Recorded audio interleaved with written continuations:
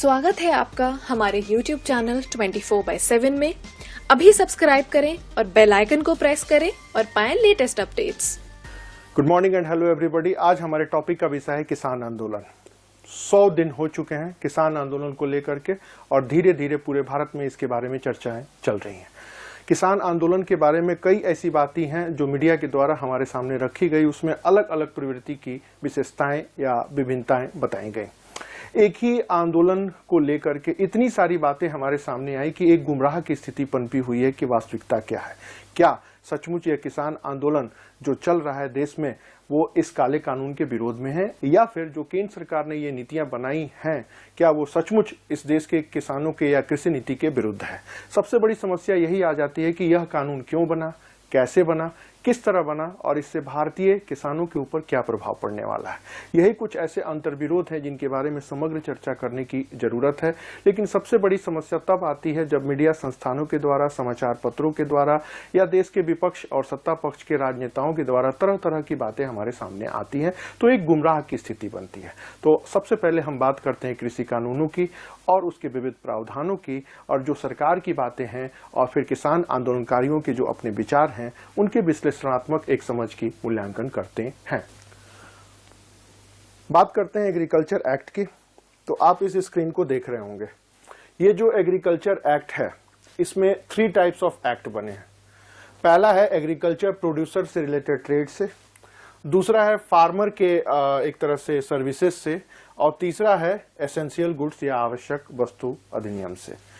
तो ये तीसरा जो कानून है आंदोलन में ये मुद्दा नहीं है, या तीसरे कानून के बारे में आंदोलन में कोई बातचीत नहीं चल रही है। बात हो रही है एक इस सेक्टर की कि एग्रीकल्चर ट्रेड वगैरह की, और दूसरा है फार्मर्स के सर्विसेज के ऊपर। यही 2 ऐसे मुद्दे हैं जिसके ऊपर गवर्नमेंट का एक तरह से स्टेटमेंट कुछ अलग है और प्रोटेस्टर इसी के ऊपर प्रश्न चिन्ह लगा रहे हैं, और यहां भी सरकार कुछ अलग तर्क दे रही है और किसान आंदोलनकारी इसी का विरोध कर रहे हैं। तो अब इन दोनों चीजों के ऊपर ही हम इन बातों को समझते हैं।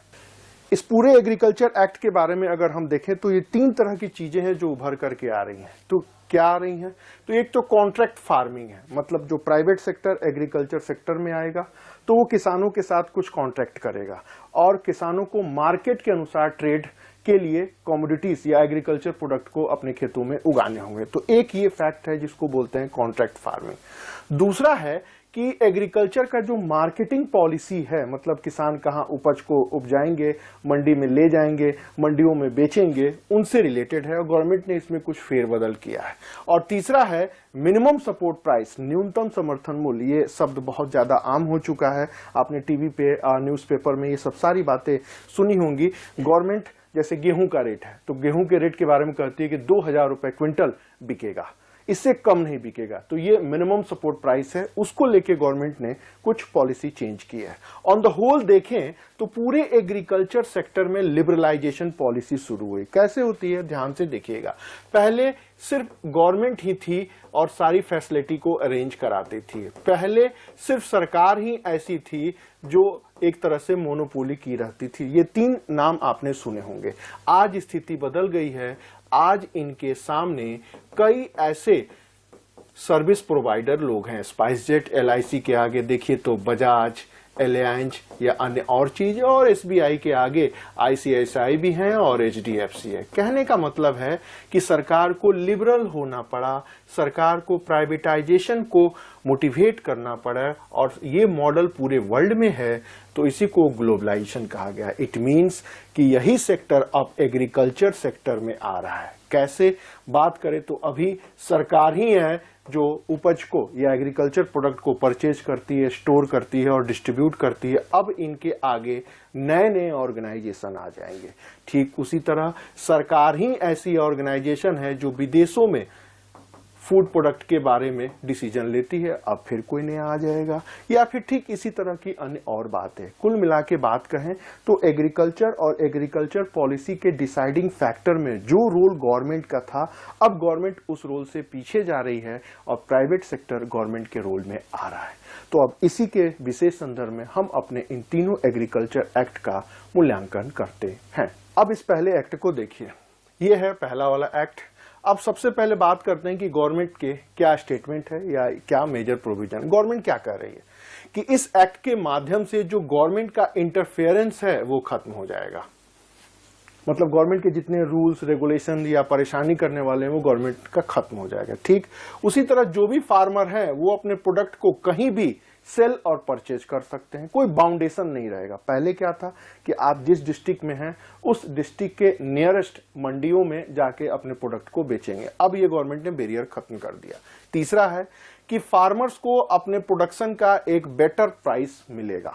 मतलब पहले क्या होता था कि गवर्नमेंट फिक्स कर देती थी, उससे ऊपर तो नहीं जाता था, नीचे ही जाता था। अब फार्मर्स खुद ही अपने प्रोडक्ट को डिसाइड कर पाएंगे। जैसे अभी कुछ दिन पहले सुना होगा कि दूध 100 रुपए लीटर बिकेगा, हरियाणा में ऐसी बातें सुनने को मिली। तो अब फार्मर फ्री हैं कि अपने प्रोडक्ट का प्राइस कितना रखेंगे। तीसरा है कि मीडिएटर्स, गवर्नमेंट की एक रिपोर्ट आई है कि जो किसान हैं और जो मीडिएटर हैं, तो सिर्फ 6% भारत में किसान हैं, बाकी 94% किसानों के बेस में मीडिएटर है। जो कोई काम नहीं करते हैं वो किसानी के प्रोडक्ट को खरीदते हैं, उसकी जमाखोरी करते हैं, ब्लैक मार्केटिंग करते हैं और आर्टिफिशियल इन्फ्लेशन, कृत्रिम महंगाई को जन्म देते हैं और उसे ऊंचे दामों पर बेचते हैं। फॉर एग्जांपल आपने प्याज को देखा होगा, जो प्याज ये लोग 2 रुपए खरीदते हैं, 5 रुपए के आसपास रेट होता है, फिर भी ये 2 रुपए किलो खरीद के स्टोर कर लेते हैं और आते आते उसको मार्केट में 20 रुपए बेचते हैं। तो ये एक 18 रुपए का 18 रुपीज का शुद्ध मुनाफा ये बिचौलिए कमाते हैं। इन सारे मीडिएटर को खत्म कर दिया गया और जितने भी प्रकार के अलग अलग टैक्सेस हैं उनको भी खत्म कर दिया गया और एक ई ट्रेडिंग बनाई गई है। मतलब एक प्लेटफॉर्म, जैसे कोई भी चीज अमेजॉन पर आप देखते हैं अलग अलग चीजें उपलब्ध होती हैं, उसी तरह किसानों के लिए भी एक ट्रेडिंग प्लेटफॉर्म बनाया गया है जिसमें किसान फार्मर्स अपने प्रोडक्ट को रख सकते हैं, उसे बेच सकते हैं या उसके बारे में जो भी डिसाइड लेना हो ले सकते हैं। कुल मिला के देखें तो इस नए कानून के बारे में गवर्नमेंट के ये स्टेटमेंट है। अब हम बात करते हैं कि इसी कानून के विरोध में प्रोटेस्टर क्या कहते हैं। अब क्या कहते हैं, इन चीजों के ऊपर ध्यान दीजिए।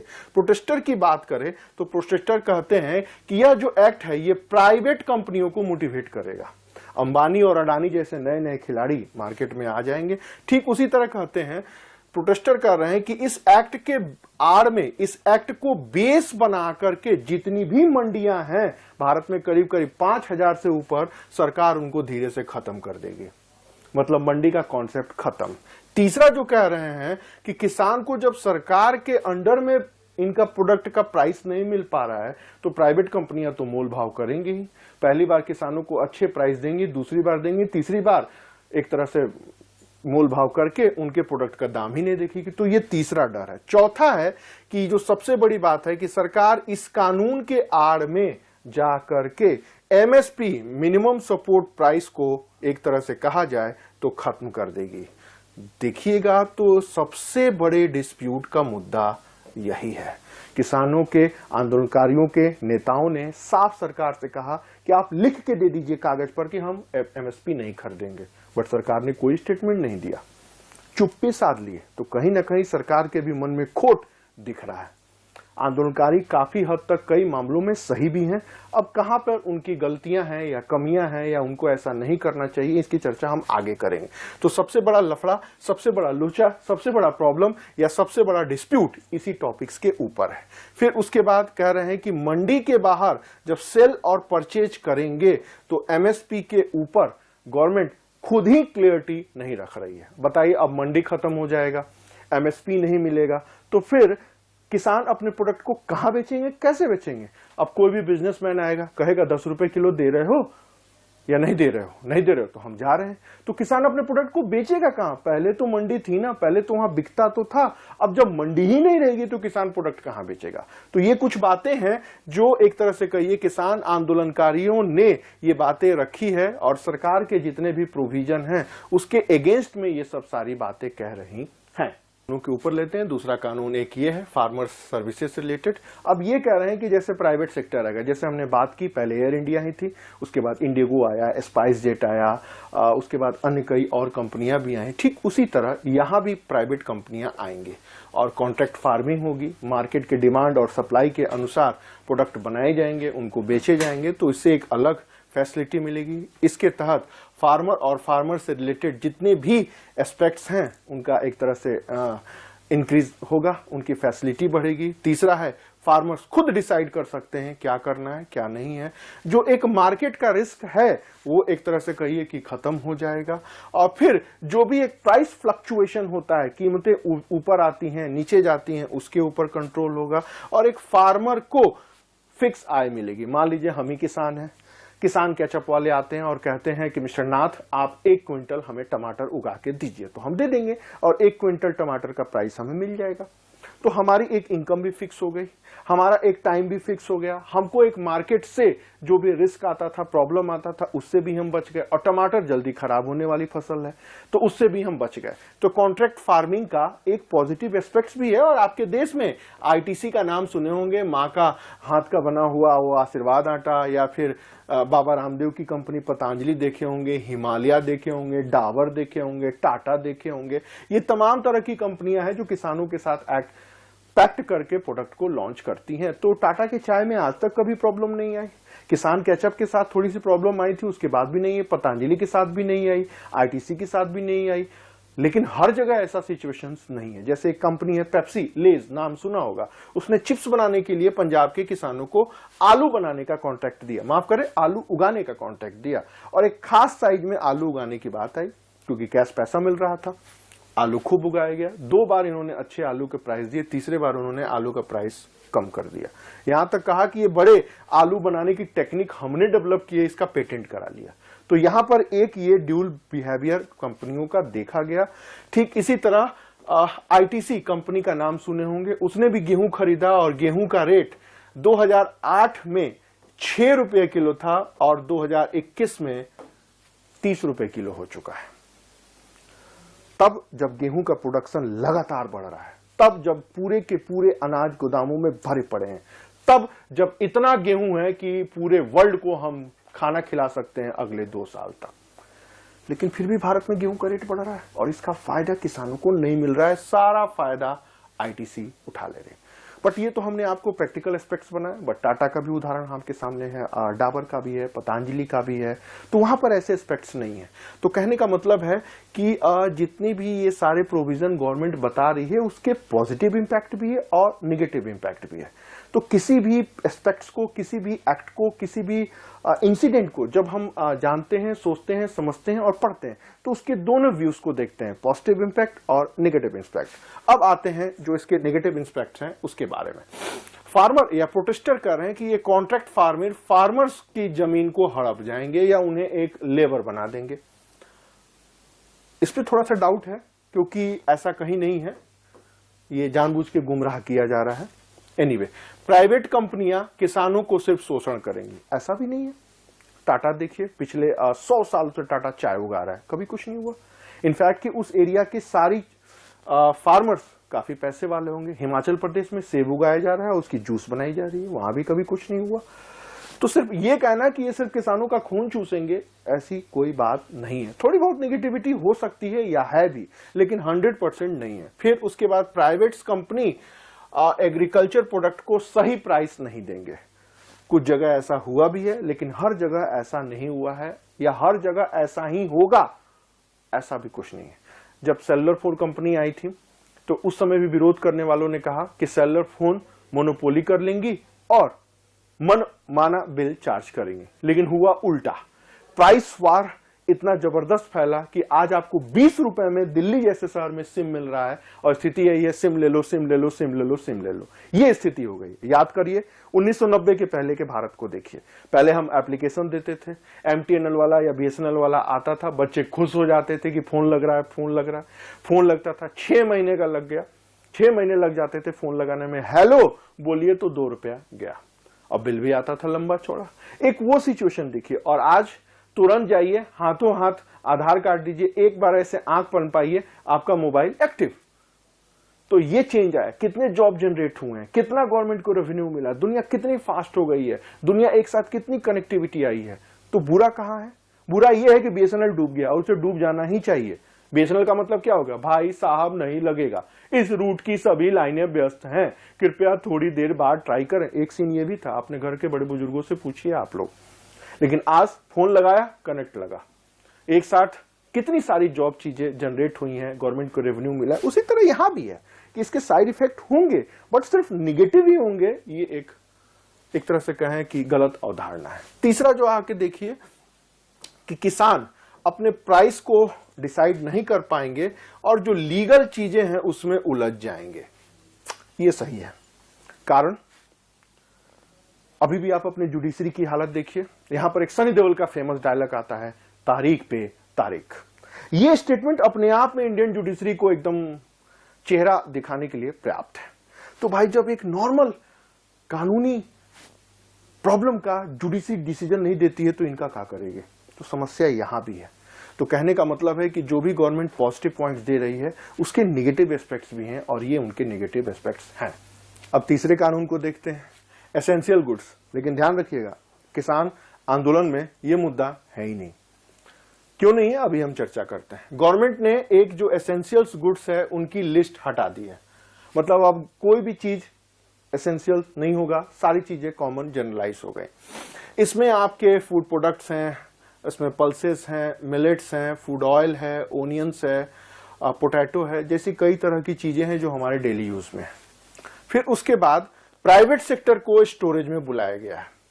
प्राइवेट सेक्टर इन्वेस्टमेंट करेगा और इसमें रिफॉर्म लाएगा। कारण क्योंकि एफसीआई की स्टोरेज कैपेसिटी मात्र 40% है, तो गवर्नमेंट के पास पैसा नहीं है, तो पैसा कहां से आएगा? दूसरा कि जो मार्केट, इससे कॉम्पिटिटिवनेस आएगा, स्टोरेज फैसिलिटी बढ़ेगी और जो फूड बर्बाद हो जाते हैं उसके ऊपर कंट्रोल होगा। तीसरा है कि ग्लोबल मार्केट में इंडिया के प्रोडक्ट को अच्छे दाम मिलेंगे। अब आपको एक मैं ध्यान की बात बताता हूं, आपका गेहूं जो है इंटरनेशनल मार्केट में 10 रुपए से 30 रुपए किलो के बीच जाता है। कहने का मतलब है कि आपके इंटरनेशनल मार्केट के अनुसार और देसी मार्केट में अंतर देखिए। जिस गेहूं का दाम भारत में 30 रुपए है, उसी गेहूं का दाम इंटरनेशनल मार्केट में 10 रुपए है। और एक गुलाब अगर आप उपजाते हैं तो इसको इंटरनेशनल मार्केट में $10 मिलता है, और एक प्रॉन झींगा उगाते हैं तो इसको इंटरनेशनल मार्केट में $50 मिलता है। गुलाब उगाने में 1 हफ्ता लगता है, झींगा उगाने में या बनाने में या उपजाने मछली में 1 महीना लगता है, और गेहूं का पूरा 1 सीजन लगता है। क्योंकि इतना प्रोडक्शन हो चुका है कि इंटरनेशनल का मार्केट रेट नीचे गिर चुका है। लेकिन ये सारी चीजें रईस लोगों की इंटरनेशनल मार्केट में डिमांड है, तो आप देख लीजिए कहां $10 और कहां 10 रुपए, अंतर यहीं पे साफ दिख रहा है। भारत से पर डे 13 प्लेन बेंगलोर से उड़ के सिर्फ ऑस्ट्रेलिया और जापान गुलाब लेके जाता है, और इतना पैसा लेके आता है जितना हमारा गेहूं और चावल से नहीं आता। तो ये एक विडंबना है पूरे वर्ल्ड के मार्केट में। तो इसका एक पॉजिटिव इम्पैक्ट भी हो सकता है कि वर्ल्ड के मार्केट की जो भी डिमांड है, जैसे स्ट्रॉबेरी नाम सुने होंगे, जैसे मशरूम्स वो भी आपने नाम सुना होगा, ये नई नई चीजें उगाई जा रही और बहुत अच्छे पैसे मिल रहे हैं। ठीक उसी तरह अब जो इसके प्रोटेस्टर हैं वो क्या कह रहे हैं? प्रोटेस्टर तो कुछ कह ही नहीं रहे। क्यों नहीं कह रहे हैं? कि जो भी प्रोटेस्टर हैं उसमें ये बात ही नहीं हो रही है। कारण क्या हो रहा है? क्योंकि पहले किसानों से खरीद के स्टोर तो करते थे यही, ब्लैक मार्केटिंग भी करते थे यही, और आर्टिफिशियल महंगाई बना के पैसा भी बनाते थे यही। चाहे वो पंजाब के पॉलिटिकल पार्टी वाले हों, हिमाचल वाले हों, या महाराष्ट्र वाले हों, या हरियाणा वाले हों, इनकी पॉलिटिकल कनेक्टिविटी जबरदस्त थी। अब सरकार ने इन्हीं को बाहर करने के लिए इस कानून को हटा दिया, तो इसलिए ये सड़क पर आ गए हैं। क्योंकि पिछले 70 सालों से मौज यही कर रहे हैं, मलाई यही खा रहे हैं, किसानों का खून भी यही चूस रहे हैं, और पैसा भी यही बना के अरबपति हो रहा है। राकेश टिकैत नाम सुना होगा आपने, और टीवी पर कई सारी बातें भी सुनी होंगी। वो कोई किसान उसान नहीं है, वो मीडिएटर है, मध्यस्थ है। लेकिन देखिए, कभी इस आंदोलन में किसानों का एक न्यूनतम मजदूरी, न्यूनतम सैलरी या ऐसी कोई बात इन लोग नहीं कर रहे हैं। ये भी नहीं कह रहे हैं कि स्टोरेज करेंगे नहीं करेंगे, एकदम चुप्पी साध के बैठे हुए हैं। कारण क्योंकि इसी कानून के आड़ में 96% लोग यही काम करके पैसा बना रहे थे। दूसरा, कहीं भी इसका प्रोटेस्ट नहीं हो रहा है, इसमें कोई ब्लैक मार्केटिंग या एक तरह से स्टोरेज की बातें नहीं हो रही हैं। आर्टिफिशियल जो इन्फ्लेशन है और भी कई तरह की चीजें हैं, पहले भी होती थी और भी हो सकेगी या बढ़ेगी। और ये भी कहा जा रहा है कि जितने भी फूड प्रोडक्ट हैं वो सब के सब महंगे हो जाएंगे। कुछ तो इसमें सच्चाई भी है, इसमें कहीं कोई इनकार नहीं किया जा सकता है। वास्तविकता आप ये भी कह सकते हैं कि जो काम पहले देश के नामी पॉलिटिशियन मीडिएटर करते थे, अब वही काम प्राइवेट सेक्टर की कंपनियां शायद करना शुरू कर दें। इसकी संभावना से इनकार नहीं किया जा सकता। अब थोड़ी बात करते हैं कि जो नया एक्ट बना है उसकी एनालिसिस करते हैं। ये जो एक्ट बना उसमें सबसे पहले एपीएमसी है, 1960 में इम्प्लीमेंट हुआ था, जिसका मेन एम था फार्मर्स को उनके क्रॉप्स का एक रियल प्राइस को दिलाना। दूसरा था जो मार्केट का एक रिस्क है उसको कंट्रोल करना। तीसरा था कि इसके कई ऐसे प्रोविजन समय समय पर बनाए गए जिससे कोऑर्डिनेशन नहीं हो सका और फार्मर्स को अपने प्रोडक्ट, अपनी प्राइस और देश के आम नागरिक के जो थाली में अनाज पहुंचता था उसमें कहीं कोई समन्वय हो ही नहीं सका। तो एक बार जब ये समस्या आई या आज जो समस्या आपको दिख रही है, जब इसको शुरू किया गया तो इसका एम अलग था, लेकिन समय के साथ साथ गवर्नमेंट ऐसी पॉलिसी बना नहीं सकी, रिफॉर्म नहीं कर सकी, जिससे समस्या बढ़ती गई। उसके पीछे कारण था कि 1990 के दशक के पहले आप देखेंगे तो भारत की राजनीति पे जाति का असर पहले भी था, अभी भी था। उस समय पूरे राजनीति के ऊपर किसान हावी थे। चौधरी चरण सिंह ने एक नारा दिया था, अजगर, अहिर, जाट, गुजर और राजपूत, और उन्होंने कांग्रेस की सत्ता को उलट दिया। ये सारे एग्रीकल्चर बेल्ट के लोग थे, यही सारे प्रॉफिटेबल हो रहे थे। अगर इनमें छेड़छाड़ किया जाता तो सत्ता गिर जाती। तो यही कारण है कि ये चलता रहा। बाद में 90 के दशक में आ गया, इनके जगह पिछड़ी जातियों का कॉन्सेप्ट आ गया, तो वो भी मैक्सिमम एग्रीकल्चर बेल्ट वाले थे। कहने का मतलब है कि भारत की राजनीति में सबसे डिसाइडिंग फैक्टर थे ये जातिगत वोट बैंक, और इस एग्रीकल्चर पॉलिसी में छेड़छाड़ करने का मतलब था सरकार का गिरना। तो यही कारण है कि सरकार ने डर के मारे कोई छुआ नहीं। अब इधर बहुमत से आए हैं तो सरकार ने सोचा कि अब इस वोट बैंक को पलटा जाए या इसमें सुधार किया जाए, कुछ भी आप कह सकते हैं इस तरह की चीजों में। तो ये 3-4 चीजें थी जो इससे रिलेटेड हैं। इस एक्ट के माध्यम से एक मार्केट कमेटी बनी जिसमें कई प्रोविजन रखे गए और जो भी देश की मंडियां थी उनका स्ट्रक्चर भी बना, स्टेबिलिटी आई, और जो जय जवान जय किसान का नारा लगा, भुखमरी से हमने कंट्रोल पाया, ग्रीन रेवोल्यूशन हुआ, किसानों को मार्केट के रिस्क से भी सिक्योरिटी मिली। लेकिन जैसे मैंने कहा इसका इफेक्ट भी हुआ। जैसे मैंने कहा किसान जो उगाते हैं अनाज और हम जो खाना खाते हैं उसमें गैप बढ़ता गया और आज यह गैप 65% के बीच में आ चुका है। कहने का मतलब है जो किसान फसल उगाते हैं और जिसे हम खा रहे हैं उसके बीच में 65% का गैप है, और ये सारा पैसा मीडिएटर खा जाते हैं या चबा जाते हैं या ये करप्शन का शिकार हो जाता है। फिर कई स्टेट्स ने इसमें चेंज भी किया, कुछ इसमें प्रोविजन भी किया, लेकिन कोई भी पॉजिटिव इम्पैक्ट नहीं मिला। दूसरा मुद्दा है कॉन्ट्रैक्ट फार्मिंग का। आपके सामने लिस्ट है। कॉन्ट्रैक्ट फार्मिंग का मतलब एक किसान और प्राइवेट कंपनियों में पैक्ट होगा, जैसे मैंने आपको बताया Dabur India limited, Patanjali, ITC, कोई भी कह लें। इससे किसानों को एक निश्चित पेमेंट मिलेगा, मार्केट की सिक्योरिटी मिलेगी, छोटे किसान प्रॉफिटेबल होंगे, मार्केट रिस्क कम होगा, और भी कई तरह की बातें हैं जो पॉजिटिव वे में कही जा सकती है। निगेटिव में आइए तो कंपनियां बार्गेनिंग करेंगी, किसानों का पेमेंट लटका देंगी, और जो नेचुरल डिजास्टर होगा और उसका जो एक असर पड़ेगा उसके ऊपर भी एक संशय का कंपनियां एक हमेशा कर देती हैं टर्म एंड कंडीशन अलाउ। क्या agreement is the subject of market risk, ऐसे छोटे छोटे वर्ड अगर उन्होंने अपने एग्रीमेंट में लिख दिया तो क्या भारत का किसान इतना सक्षम है जो इस प्रॉब्लम से लड़ सके या सॉर्ट आउट कर सके? चिंता की बात यही है।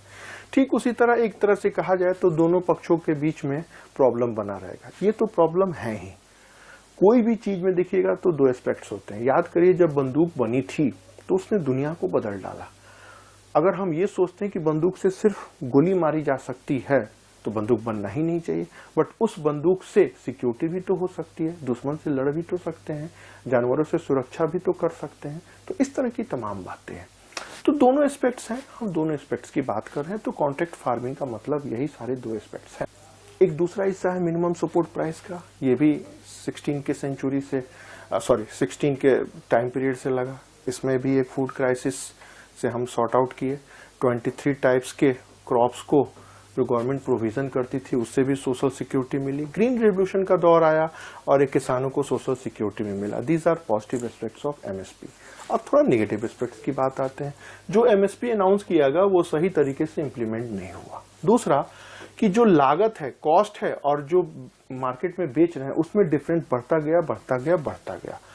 और आज देश का कोई किसान देखिए जो खेती करना ही नहीं चाहता है और सिर्फ एमएसपी का फायदा सिर्फ बड़े किसानों को मिला। आपको जान के आश्चर्य होगा कि एमएसपी का फायदा सिर्फ 4% किसानों को मिला और ये 4% किसान सिर्फ पंजाब, हरियाणा और वेस्ट यूपी में है।